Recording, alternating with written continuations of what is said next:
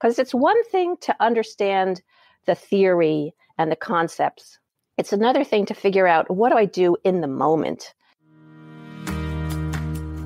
Welcome to Tilt Parenting, a podcast featuring interviews and conversations aimed at inspiring, informing, and supporting parents raising differently wired kids. I'm your host, Debbie Reber. Today, I'm bringing back to the podcast a guest who is well known in the parenting world, Julie King, who has been educating and supporting parents and professionals for more than 25 years, often alongside her dear childhood friend, Joanna Faber, daughter of Adele Faber of the popular How to Talk parenting book series. Together, Julie and Joanna have been leading parenting workshops and writing books. Their newest book is called How to Talk When Kids Won't Listen: Whining, Fighting, Meltdowns, Defiance, and Other Challenges of Childhood. I had the opportunity to read an advanced copy, and I loved how accessible, tangible, and real it is.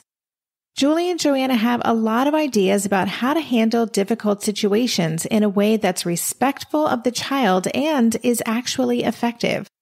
Today, Julie shares some of these with us, including ways to respond to big behavior as an alternative to punishment, how to be empathetic without being indulgent, and situations when saying less is actually more. I also crowdsourced some questions from the Tilt community for Julie, and she tackles those in this conversation too. Oh, and while Julie and Joanna's book is meant for a wide audience, it's definitely not just for parents of neurotypical kids. Something I love about this conversation is that Julie brings the perspective of having raised two differently wired kids alongside one neurotypical child herself. Get ready to take notes because there are so many great nuggets in this conversation. Before I get to that, if you are new to Tilt Parenting and found this podcast while searching for resources to support you on your journey of parenting a neurodivergent child, I have a few other resources I want to be sure you know about. In my book, Differently Wired, A Parent's Guide to Raising an Atypical Child with Confidence and Hope, I share my best practices and practical strategies for supporting not just our kids, but ourselves through this journey. And if you're looking to make some quick positive shifts in your day-to-day life, you can sign up for my free Differently Wired 7-Day Challenge. Every day for 1 week, you'll get a short daily video highlighting one actionable thing you can do right away to impact the way you think, feel, and act in relation to your child. You also get a downloadable mini workbook and access to a private Facebook group. And again, it's totally free. Just go to tiltparenting.com/7day to sign up. That's tiltparenting.com/7day. Thanks so much. And now here is my conversation with Julie.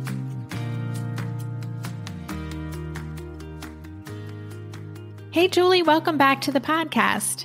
Thank you so much.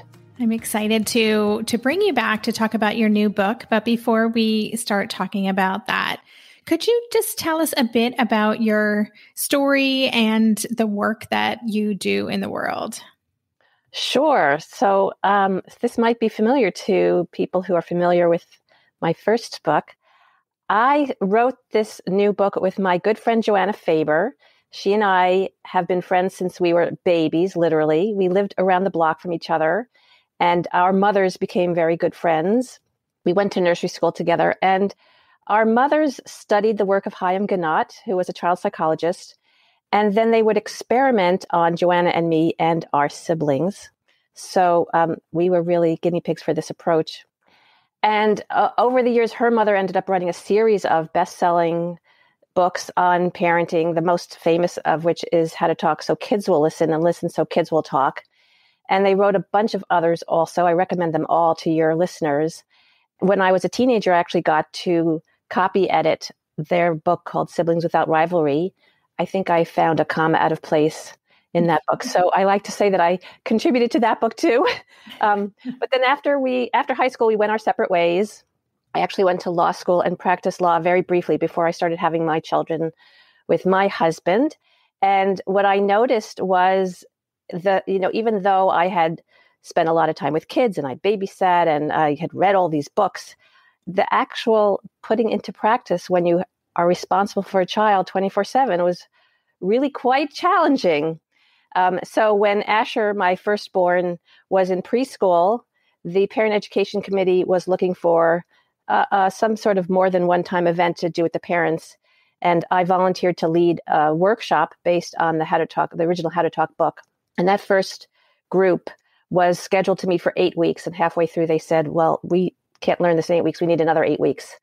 So we added another 8 weeks and then another 8 weeks. And we ended up meeting for 4.5 years, which was a tremendous support to me, as well as the other parents in the group. And other people heard about what I was doing and asked me to come and lead groups for them.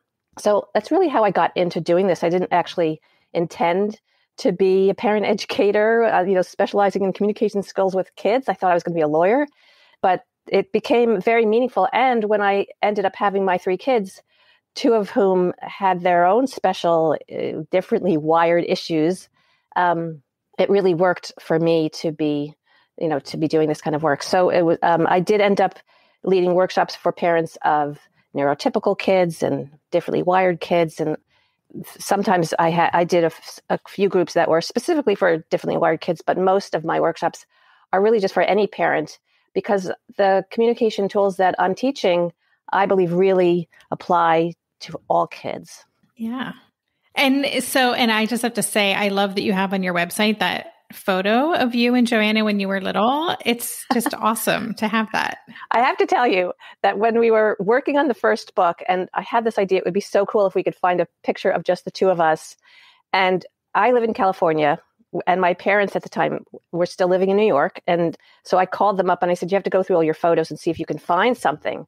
And they went through everything and they couldn't find anything that was just the 2 of us. And there weren't any really great pictures that included the 2 of us. And so we sort of gave up on that idea.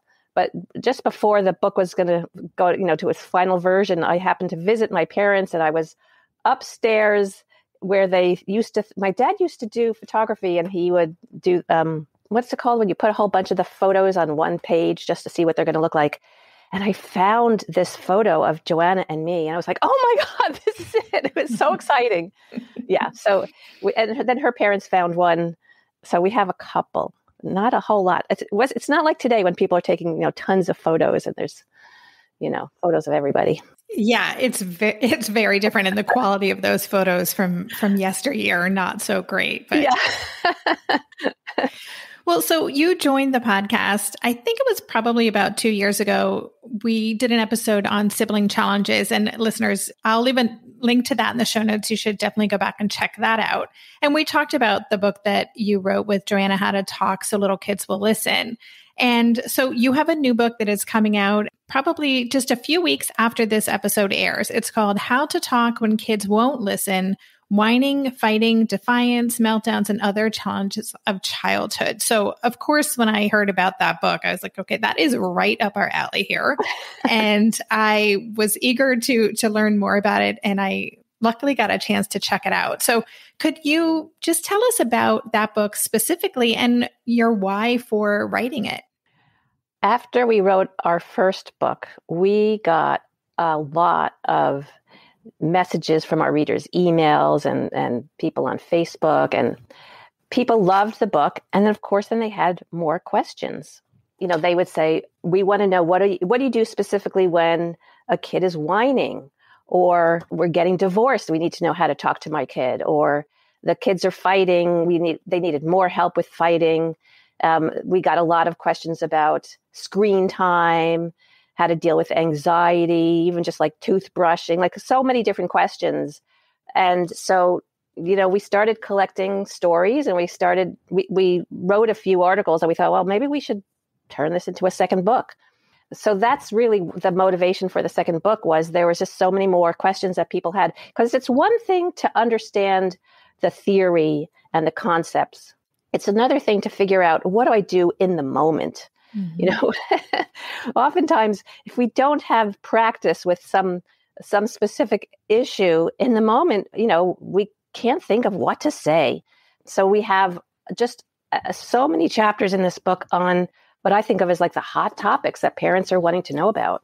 Yeah, absolutely. It's very thorough, and it is full of examples and anecdotes and questions. So it feels very relatable. And I'm actually wondering, If you could tell us a little bit about how you tackled that book, were you and Joanna always on the same page about how you had to answer something? Did you find that certain questions kind of challenged you a little more to apply the approach in providing a solution? Well, I'm very lucky that my writing partner and I, we have fundamentally, we have the same orientation. So sometimes, yes, we would argue about one word over another, exactly how to say something. We do argue, I'll tell you. But we're able to listen to each other. Look, we have to practice what we preach, right? We try to hear what the other person's point of view. And some of these chapters we really struggled with. The screen time chapter, we actually ended up breaking it up into 2 chapters, one for younger kids, one for older kids, because as we were writing it, we kept saying, well, this is true for younger kids, but I'm not sure I would say this if the kids were older. I think it would handle it differently. And we were sort of arguing about which to put until we realized, wait, we don't have to choose one or the other. Let's just address the 2 different ages, because it really is different depending on how old your kids are. But the other thing that was a challenge was we're not experts on screen time per se. Our expertise is on communication and building relationships. And so we're using all of these issues as a way to show parents how they can continue to do that, even as they're struggling with.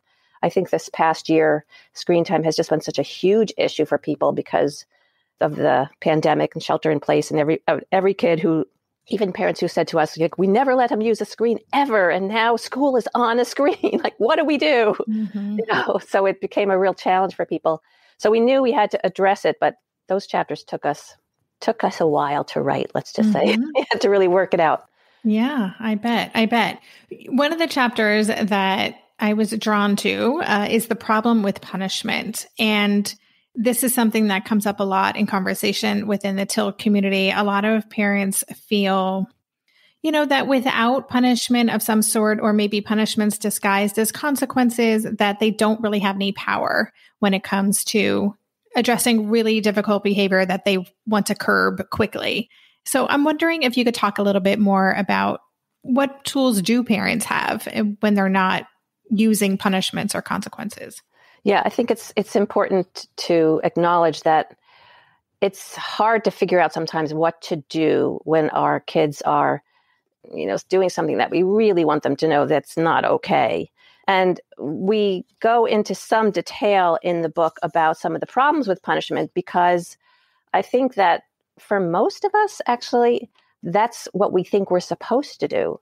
I actually was leading a workshop at one point, and I had a dad, and I was talking to them about the problems with punishment. And there's a lot of them. When a kid misbehaves, say a kid's running in the grocery store and you tell them, cut it out, you're bothering the other people, you're knocking over the cereal display or whatever it is. The temptation is to try to control them and to say, you do that one more time and you're not getting any of this ice cream tonight. But the problem is, one of the many problems is that when we punish a kid and say, okay, that's it, no more ice cream, we don't ever ask ourselves, what's going on for this kid? Why is he misbehaving? Is there some other way to meet this kid's needs without just trying to come down hard on him and take something away from him that he'll feel bad about? If you're looking at the social science, the studies say that kids who are punished, they tend to be the kids who misbehave again and again. And part of why that is that kids who are misbehaving, often that's the best they can do. They don't know what else to do. And ideally, what we want to do is teach them, how do you manage this, this moment when you feel like running around and you're in a place where you're not allowed to run, or kids who are in conflict with another kid and they just grab the toy and or bash a kid on the head to try to get it. If we just punish him, we never teach him, like, what do you do when you want a toy that another kid is playing with? Punishment will let him know that what he did was wrong, but it doesn't teach him what to do. Mm-hmm. So, I won't go into all of it because we could spend the whole interview talking about the problems with punishment. But, there are many problems. But on the other hand, we need to do something. So we have a number of different tools that parents can use. And the one that I like to mention first is to take action without insult. Because I don't want people to think that this is a permissive approach, that we're just going to sort of be so understanding of kids that we never hold the limit and, say, no, that this I cannot allow.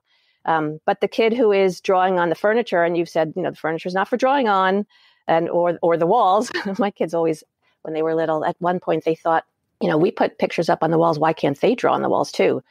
And so, if you've told them the walls aren't for drawing on and you've suggested, given them some choices, you can draw on paper or here's some boxes you could draw on. And if none of that is working and they still keep grabbing the markers and running over to the wall, that's the time to say, I can't let the walls get drawn on. I'm putting the markers away. I see it's too tempting right now to use them on the walls. Mm-hmm. So we take action to protect ourselves, right? Because we feel like I can't, I'm going to lose my mind if I keep having to clean the walls from markers. And, we do it to protect the furniture or the I think of it as protecting people or protecting property, or as Joanna reminds me, to protect relationships, because, sometimes we just feel like screaming at the kids when they keep doing these things. It's not good for our relationship either. Mm-hmm. So taking action means protecting yourself, protecting the furniture, the other kid. And it's really important. The words that we use when we do that are important. It's not, you have lost the privilege of drawing. You knew you weren't supposed to do that. How many times do I have to tell you? Because that shames a child. That puts them on the defensive, makes them feel bad about themselves. What we want to tell them is, I can't let this go on anymore. That's an easier message to hear. Mm-hmm. So we talk about using I statements. I mean, we're not the only ones, but this idea of talking from what I need to know the markers aren't going to be ending up on the walls for a little while, rather than using the word you. We'll be right back after this quick break. Maybe I've watched too many seasons of The Amazing Race, but every time I have to go somewhere on the subway, I treat it like a competition. It's all about making the right gut decisions about which route will get me there the fastest. Sometimes those decisions get me where I'm going early, and other times my gambles don't really pay off. Probiotics can't help with most gut decisions, but if your gut needs a little support, Ritual has your back. Their Synbiotic Plus, a 3-in-1 supplement, has clinically studied prebiotics, probiotics, and a postbiotic to support a balanced gut microbiome. I've been using Synbiotic Plus for about 6 months now, and it's become a core part of my morning routine. I take the mini capsule every morning while making my way through my inbox, whether I'm at home or I'm on the road, because it doesn't need to be refrigerated. And the capsule itself is delayed released, which helps it survive the harsh conditions of the upper GI tract for delivery to the colon, and that's exactly where we want it to go. Ritual invested in a study modeling the human colon, which showed that Synbiotic Plus significantly increased microbial diversity and the growth of beneficial bacteria. There's no more shame in your gut game. Synbiotic Plus and Ritual are here to celebrate, not hide your insides. Get 25% off your first month for a limited time at ritual.com/tilt. Start Ritual or add Synbiotic Plus to your subscription today. That's ritual.com/tilt for 25% off. During this month of planning and organization for big transitions, rhythms and routines have been absolutely essential for our physical and emotional well-being. So Green Chef nights are reliably and predictably a good night. We know the ingredients will be fresh and prepped, the instructions easy to follow, and the meal delicious. We're all still talking about last week's turkey tacos with mango chimichurri sauce, refried beans, and Monterey Jack cheese. Green Chef contributes to a healthy lifestyle with easy and delicious menus like fresh seasonal salads and grain bowls. And with over 80 weekly meal and market options, plus rotating options to suit a variety of lifestyles, whether Mediterranean, plant-based, calorie-smart, keto, protein-packed, gluten-free, there are always plenty of options to choose from. Whatever you select, you'll get farm-fresh ingredients, organic whole fruits and veggies, and premium proteins, all delivered straight to your door. I love those 4 words. Straight to my door.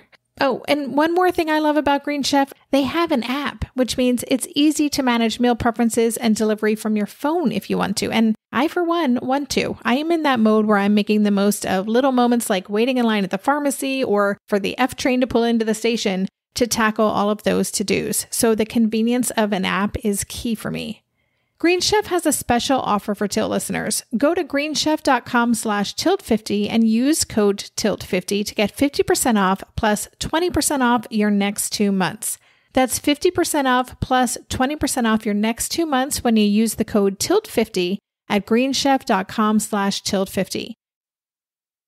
You talk about hitting in the book when a child is hitting. And again, you addressed so many issues that I think parents of differently wired kids are so grateful, that you kind of talk about these very specific and tricky, really difficult behavior. So how would a parent take action in this way with a child who might be hitting them? I won't let myself be hit. That's what I would say. I don't like that, or I won't be hit. And I might step away. It depends on the age of the child. I'm imagining this is still a fairly small child. So I might move away, or I might even have to hold the child's arms as I say, I won't let you hit me. I don't like to be hit, anything like that. And then, of course, if I'm present enough to be able to do it, I would say, you're mad. You wanted me to give you ice cream for breakfast, or, why is this kid hitting me? I want to put into words what this kid is trying to say.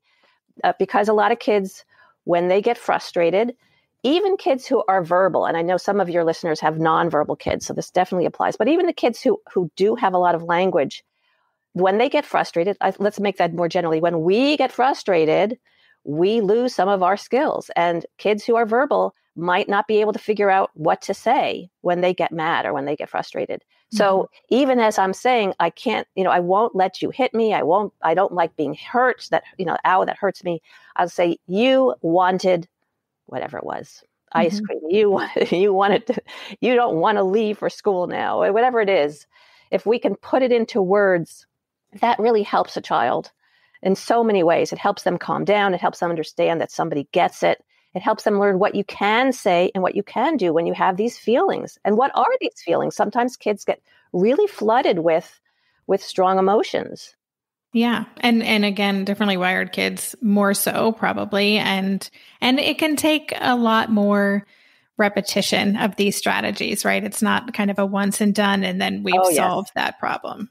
Yes. Sometimes my parents will say to me, well, he knows how to do it. He just did it this morning. And the truth is, he did it this morning when he was fresh. And this afternoon, when he's not so fresh, he can't do it anymore. Or, development is not linear. I think of it as like you can do 2 steps forward, 1 step back kind of image, that kids will learn how to do something, but they can't do it all the time. And think about it. It's true for us too. Sometimes parents will say to me, well, I know I shouldn't yell at my kids, but sometimes I just lose it. And I'm like, yes, that happens to all of us, and it happens to our kids. And the fact that it happens to you, you'll have more empathy for your kids because it will happen with them too. Yeah, great point. So you have a chapter in there called Enough Already, where you talk about the challenges of empathizing or sympathizing with a child when it seems, as if their demands or their complaints are unreasonable. And this is another thing that I hear a lot from parents, that they are concerned they're indulging their child by listening to their complaints go on and on and on. So what strategies do you have for parents who want to acknowledge but don't want to indulge? Yeah, we wrote that chapter because, like you, we got a lot of questions like that from our readers too. And the big point we want to make is that we can acknowledge all feelings, even when they seem unjustified, even when they seem irrational or just completely unreasonable. So we have a whole bunch of stories in that chapter about kids who, wanted very expensive shoes, or they wanted a stick just like their sister. And, the parents in the stories, they would say to us, I don't want to indulge my daughter in thinking that she can get these ridiculously expensive shoes. That's not my values. Or my little kid who thinks that his sister's stick is straighter than his. Like, I have to put them under a microscope to see the difference. How can I acknowledge that feeling? But the feelings are real, and we aren't judging them. We aren't evaluating. We're not saying you're right, you should have those shoes, or we're not saying you're right, that stick is better. But that's how the child feels about it. And when we say, oh, those sneakers look really cool to you, you'd like to have one like your friend has. You like the zigzag on the bottom, or you want a stick like your sister's.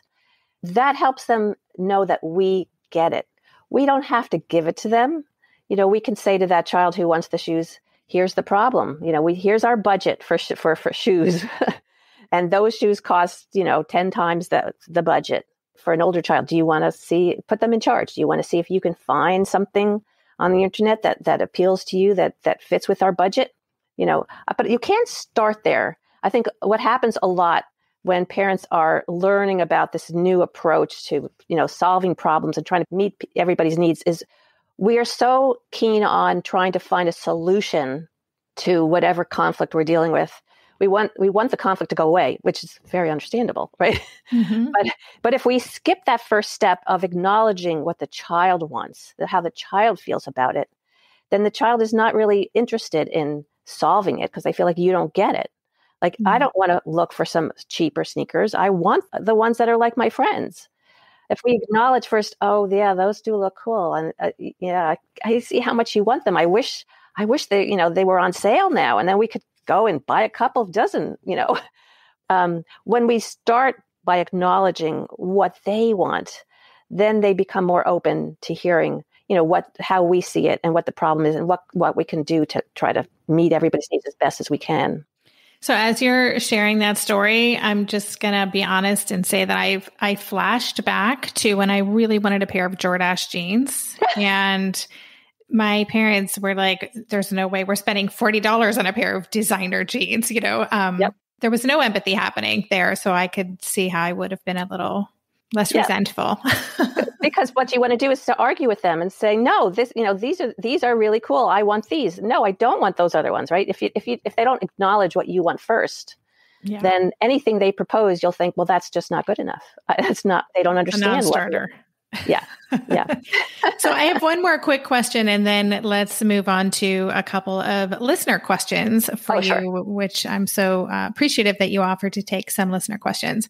But I just want to touch upon the troubleshooting chapter, which was fantastic. And the very first question you answered in that was about how a parent empathizes with their child, by saying, I can see this is frustrating for you, or you must be so scared.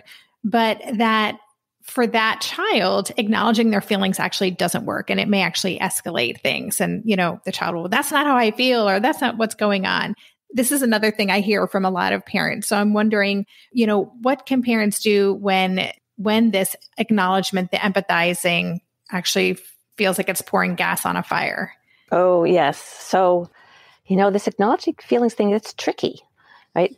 When, we sometimes parents will say, well, I understand how you feel when a kid's really upset about something. They're like, and then he said this, and then he said that. And the mom says, oh, I understand how you feel. And the kid just escalates because they feel like, no, you don't. What you just said, first of all, you're talking about your understanding rather than how I actually feel. And your tone isn't matching what I'm saying. But the chapter that you're referring to, we're honing in on one of the other issues that sometimes comes up, which is that parents use that word you. I mentioned this before, that it can be tricky. We actually have a little chart in our book to do a little translation for parents who have a hard time dropping the word you. I'm just going to share some of them with you because I think it's helpful to hear the difference. So a parent might say to a child, who hears thunder and gets really scared, oh, you look really scared. What can be more helpful if we take out that word you and talk about what's making that child scared? Oh, thunder can be scary. It's so loud. Mm-hmm. Now, can you hear the difference? Mm-hmm. Or I can see how frustrating that is for you. I mean, now it's making it sound like, well, normal people don't get frustrated, but something's wrong with you that you get so frustrated, right? Mm-hmm. Yeah. So, what could you say instead? Oh, long division can be frustrating. There's so many steps to remember, or I hear this from parents, you must be so upset. It's okay to cry. What's more helpful would be to be much more specific. It's upsetting to be left out of a friend's party. The thing it's a common thing that parents say, it's okay to cry. It's okay to be sad. I don't think we need to tell kids in words that it's okay to feel the way you feel. Because by acknowledging their feelings, we're giving them that message much more effectively, right? Mm-hmm. So it's not that we can never use the word you, but if you're using that word you, that's one of the ways that parents can be doing their best to acknowledge a child's feelings, but just irritate the child even more. Yeah, that's great. That was a really helpful distinction. Thanks for those examples. We'll be right back after this quick break.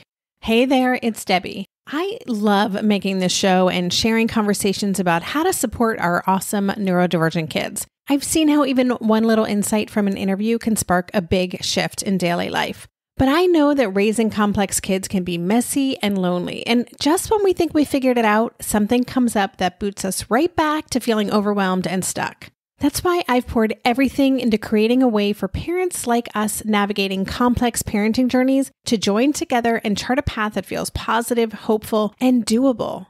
It's the brand new Differently Wired Club experience. In the club, you'll get personal support from me and other seasoned parent coaches, 6 live calls every month where you can connect and get your personal questions answered, the opportunity to learn directly from authors and experts like I have on this show, monthly themes for getting specific and tactical, an exclusive private podcast feed, and the best, most generous community of parents. Seriously, these folks show up for themselves and each other, and that right there is really everything. Because it's a daily reminder that we're not alone. Our kids aren't broken, and we have totally got this. The recently rebooted Differently Wired Club is on a brand new platform with its very own iOS and Android app. It is such a great space. However you learn, whatever your style, no matter the ages, genders, and neurodivergent profile of your children, the Differently Wired Club can help you cultivate the positive shifts you're hoping for. Join us today by going to tiltparenting.com/club. That's tiltparenting.com/club. I hope to see you on the inside. Hey, are you a parent of a teenager? Are you feeling overwhelmed about how to be what they need while also holding limits and boundaries that keep them safe? Are you tired of conversations that negate how messy this season of parenting is? Well, I've got you. My name is Casey O'Rourke. I am a positive discipline trainer, parent coach, and the host of the Joyful Courage podcast.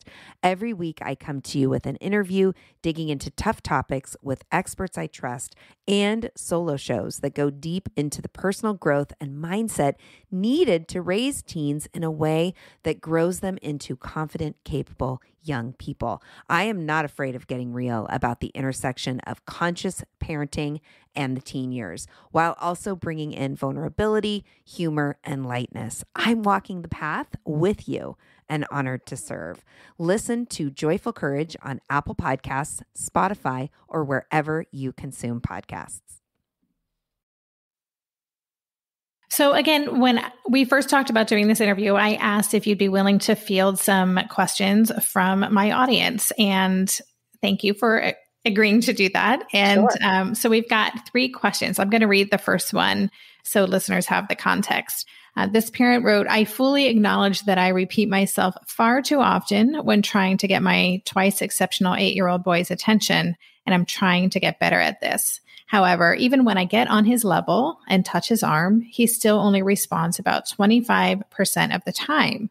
I think he just doesn't want to disengage from whatever he's doing in the moment to transition to whatever I'm asking of him. But his lack of response is so frustrating, and it's hard not to yell. I've tried whispering, lowering my voice with some success, but I'm curious to know if Julie has some other suggestions that might help with transitions or even just getting his attention.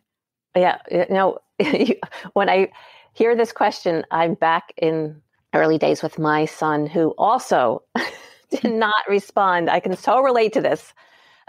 It's really frustrating when you just want to get in there and ask a question or get him to, to get ready for the next thing, and they just ignore you. It's really hard not to take it personally, right? I remember, trying to get my son's attention, and he doesn't even look up. And I think, that feels like he's just ignoring me. And I was talking to a friend, she said, well, have you had his hearing checked? I'm like, I know he hears. So, what really helps me, and what helped me with my son was one of the things we talk about, in both of our books, is to put myself in his shoes, which is a little tricky because he experiences the world very differently from the way I do.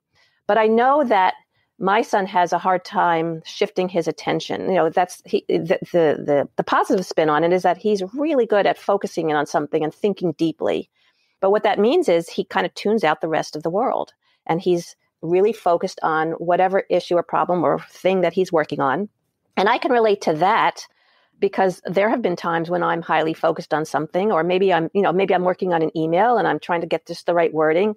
And this just happened the other day. My husband comes and he tries to interrupt me. I'm like, no, I have to finish this thought, or I'm going to lose my train of thought. I'm going to forget what I was going to say, and I don't want to be interrupted. So when I think about it that way, when I think that's what's going on for my son, it gives me a little bit more patience for him, a little bit more empathy for him.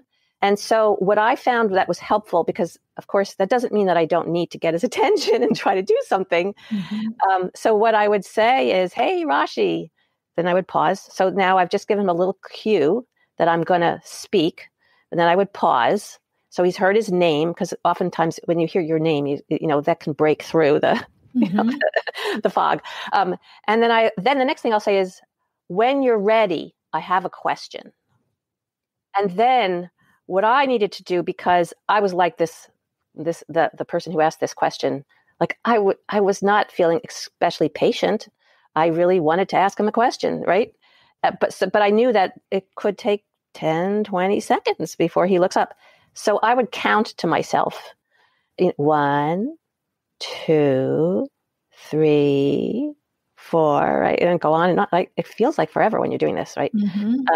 But when you look at the big picture, 10 or 20 seconds, really? I mean, it's way long for a normal conversation, but it's really, in the grand scheme of things, if I say to myself, he needs 20 seconds to look up, like, I can do that. And these days, I probably would carry on my cell phone and read an article or something, you know? But then he'll look up, you know, because now he's curious to know, like, what is this question? So I would not ask him until he looked up, so he was ready. And then I would say, you know, do you want turkey or peanut butter jelly for lunch, or whatever it is that I wanted to ask him, or give him some information. So, you know, standing there can feel excruciating for a parent until you remember what's going on for him. And I think that's a respectful way. That's being respectful of his process.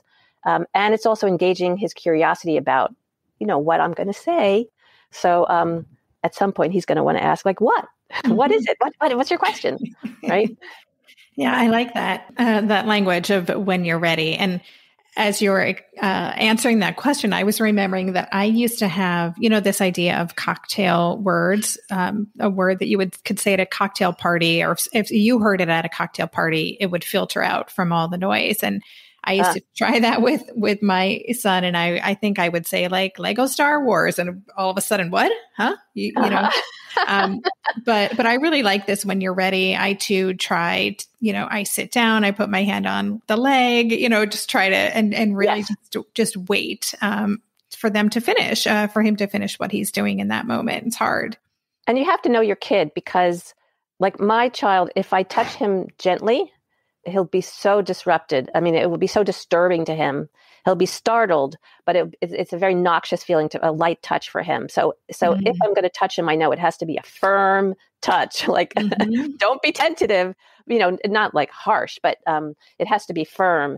And I would start with words with my kid, because he's so sensitive to that experience of being touched when he's not expecting it. You know, but if you have a kid for whom that is comforting or feels good, then, you know, by all means, you know, that in that sense, you have to know your kid and what's going to be effective for your kid. Yeah, definitely. Thank you. Next question is, what should I say or do when I catch my 6-year-old on the verge of doing something possibly dangerous, like holding a knife or climbing up on the shelves? This parent says, my son always reacts with screams and refusal to stop. I'm presumably when she tries to, you know, get him to stop doing that behavior right away. So I empathize with her. You know, you see a kid doing something, and what do we want to say? We immediately want to say, like, stop that, you know, put it down. No, right? We want to scream at them, and but that can really, you know, scare a kid.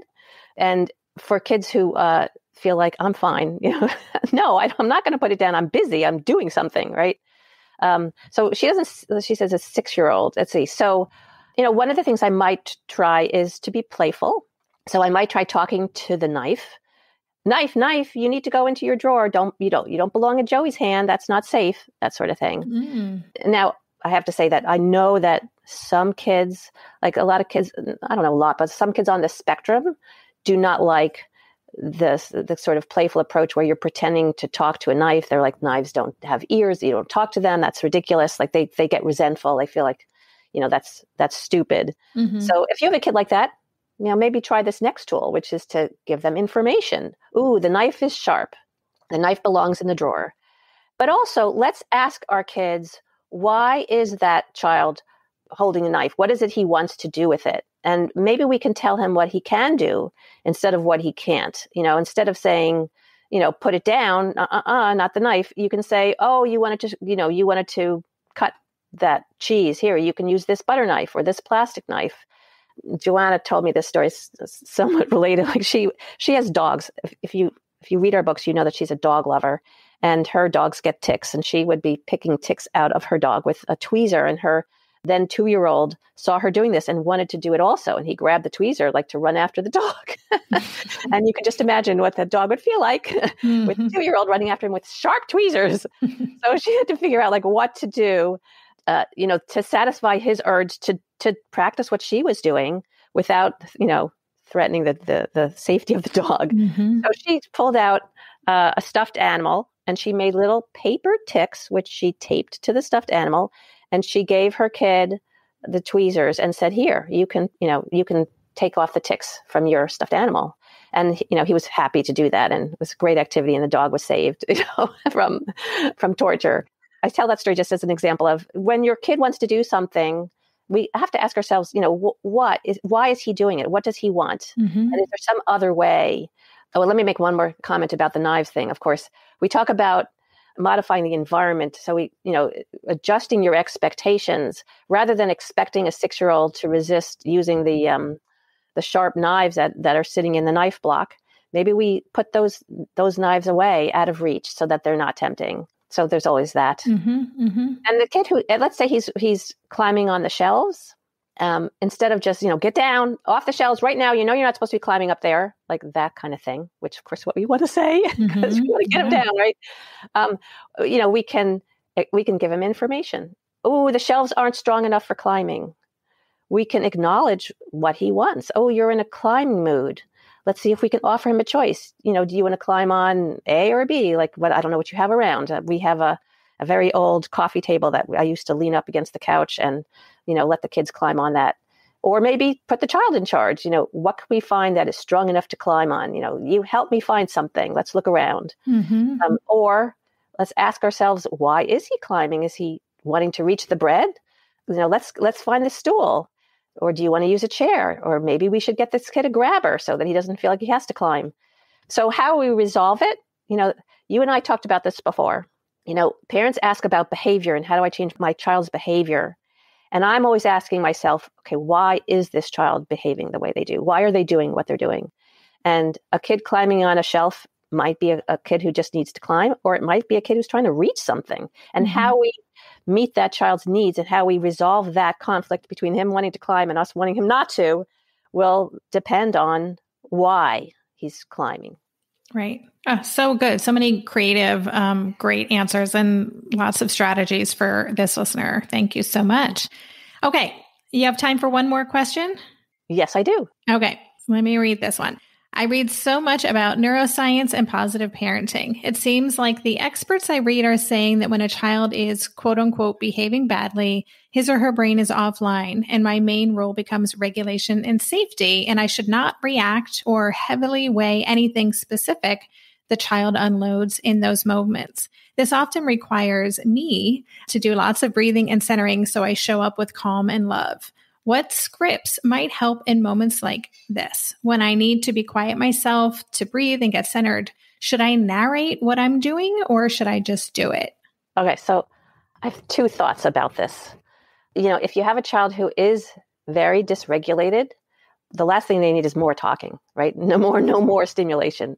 It just will add to their distress. It will overstimulate them. So if that's what's going on and she's, trying to keep herself centered in breathing, then yes, I think she should talk to herself, say it to herself, do her own breathing, but saying it out loud. I mean, of course, you need to know your own kid, but I think as a general rule, a dysregulated kid doesn't want to hear you talking more about what you're doing for yourself. But I want to throw out another thought to her. She doesn't give us any examples about what this badly behaving child is doing. But I think it's not always about a kid whose brain is offline. Sometimes kids don't behave because they just don't like being told what to do, or they just don't want to do what you want them to do. And it might not be that their brain is offline. It might be that they just want to assert their autonomy.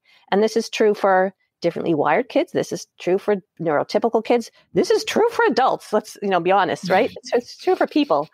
People don't like to be told what to do. So the other thing that she might think about is, can she change how she talks to him when she's trying to get him to do something that might affect, how he feels about doing it? So instead of, no, stop, put that down, hurry up, let's go. We have to get out of here. If we talk to them differently, they might behave in a way, that's more consistent with what we want. So if you're trying to leave the library, instead of just announcing, okay, we have to leave the library, come on, we have to go now, come on. We can give them a choice. We can be a little playful about it. Okay, well, it's time to leave. There are 2 ways to walk to the door. Do you want to walk forwards or backwards? Which do you choose? Mm-hmm. One of many examples. So again, you need to know what's going on for your child, but it's not always about, I can't engage his brain and I just have to sit here till he's ready to go. Mm-hmm, mm-hmm. No, that's super helpful. Well, thank you. It's so wonderful to have access to you and that you took the time to answer those questions. And the book is really fantastic. So I highly recommend, if this is resonating with you guys out there listening, definitely check it out. It is, as I said earlier, full of examples, which I think that's what I always wanted, right? As a parent was just, what does this actually look like? What do I do in this moment? And that's really what the book is. So congratulations on the book. And Julie, can you let listeners know how they can engage with you and learn more about the work that you do? Sure. They can go to my website, which is julieking.org. And I have information there about the workshops that I do and talks that I give. And if they want to contact me, I have a contact sheet there. And we also have a Facebook page where I post about upcoming events, which is at Faber and King. If they search for the title of our first book, How to Talk So Little Kids Will Listen, they will find it. And I'm building up Instagram. It's howtotalk.forparents. And we also have a new website for Joanna and my joint work, which is how-to-talk.com. So it's howtotalk.com, but with dashes between the words. And you can see pictures of us there and find out what we're up to. Awesome. Yeah. And I do want to also, can I just mention that we have a lot of stories in this new book, How to Talk When Kids Won't Listen, that involve kids who are differently wired. We don't always call it out because we think that they are the kinds of things that kids of all types do, mm-hmm. and parents of all types would, benefit from learning about. So we've sprinkled them throughout the book. So. Yeah, it's great. I mean, I think that is something I really appreciated about it is a more of a mainstream parenting book, but we feel very represented as parents of differently wired kids in this book. So that's great. And listeners, I will have links to all of those resources and including Julie's new Instagram account. We'll be watching that. We'll have that on the show notes pages so you guys can check that out. So Julie, thank you so much. I really appreciate, I know you've got a super crazy month going on right now. So I appreciate you taking the time to chat with us today. Oh, it was a pleasure. Thank you for having me. You've been listening to the Tilt Parenting Podcast. You can find links to all the resources my guests and I discussed on the detailed show notes page. Just go to tiltparenting.com/podcast and select this episode. If you love this podcast and want to help cover the cost of its production, please consider joining my Patreon campaign. For as little as $2 a month, you can help cover the cost of the hosting platform, editing, production, and more.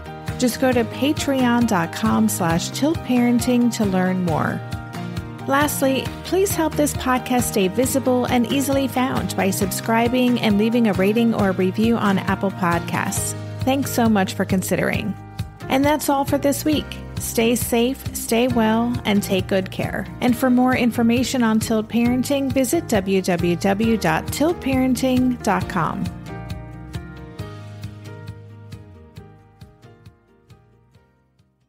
If you're a parent, I invite you to join us at the Mindful Mama podcast, where it's all about becoming a less irritable, more joyful parent. With sometimes hilarious and always thought-provoking experts and friends, at Mindful Mama, we know that you cannot give what you do not have. And when you have calm and peace within, then you can give it to your children. I'm Hunter Clark-Fields, and I can't wait to see you there. Listen in to the Mindful Mama podcast.